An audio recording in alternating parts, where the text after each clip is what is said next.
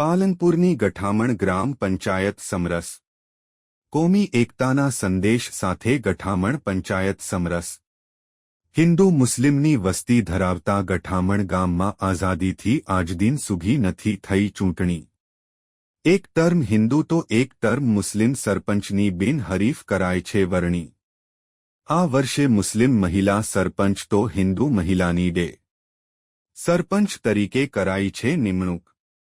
ગ્રામ પંચાયતની ચૂંટણી સમયે આ ગામમાં દર વખતે થાય છે કોમી એકતાના દર્શન.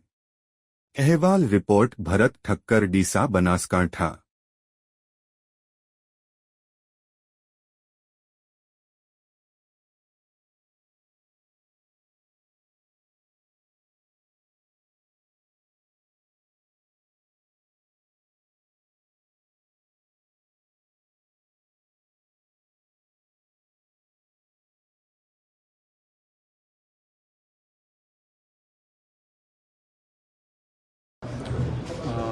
બનાસકાંઠા જિલ્લાના પાલનપુર તાલુકાના ગઠામણ ગામના સરપંચ શ્રી રઉફાબેન ઇમરાન ટુક્કા એમના હું હસબન્ડ છું.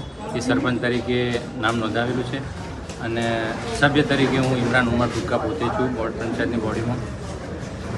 અમારા ગામના વડીલોએ નક્કી કર્યું, દર વખતની તરફ જેમ આ વખતે પણ અમારા ગામના વડીલોએ જે નક્કી કર્યું કે સરપંચ કોને બેસાડો, તો અમારા ગામના લોકોએ મારા પર વિશ્વાસ કરીને મને એક સરપંચ તરીકે ચૂન્યો છે.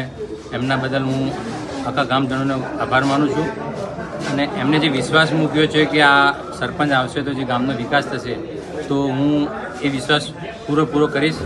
અને મારી સાથે પૂરા યંગસ્ટર્સનો અને આખા ગામનો સપોર્ટ છે, તો એમના સપોર્ટના આધારે હું વિકાસના કામ કરીશ અને એ લોકો મારી સાથે જ છે. મારું નામ સાકિરભાઈ મલબરા છે. અમે બનાસકાંઠા જિલ્લાના ગઠામણ ગામના પાલનપુર તાલુકાના વતની છીએ. અહીં ઉપસ્થિત અમારા ગામના તમામ સમાજના મુસ્લિમ સમાજ, ઠાકોર સમાજ, પ્રજાપતિ સમાજ અને રાજપૂત સમાજના આગેવાનો અને અમારી સાથે આ સમરસ ઇલેક્શનની અંદર તમામ ઉમેદવારો, સરપંચશ્રી, ડેપ્યુટી સરપંચશ્રી અહીં હાજર છીએ. હકીકતની અંદર અમારી ગામની અંદર આઝાદીથી આજ દિન સુધી ઇલેક્શન થયેલ નથી. ગામના વડીલો, દરેક સમાજના આગેવાનો ભેગા થઈ અને ટર્મ મુજબ એક ટર્મ જે મુસ્લિમ સમાજની, જે મુસ્લિમ સરપંચ હોય તો હિન્દુ સમાજનો ડેપ્યુટી સરપંચ હોય અને બીજી ટર્મની 5 વર્ષ જે હોય એમાં સરપંચ ઠાકોર સમાજ હિન્દુ સમાજના હોય, ત્યાં ડેપ્યુટી સરપંચ મુસ્લિમ સમાજના હોય અને સભ્યની અંદર દરેક સમાજના એક વ્યક્તિને લેવામાં આવે છે. અને આઝાદીથી આજ દિન સુધી ગામની અંદર ઇલેક્શન થયેલ નથી.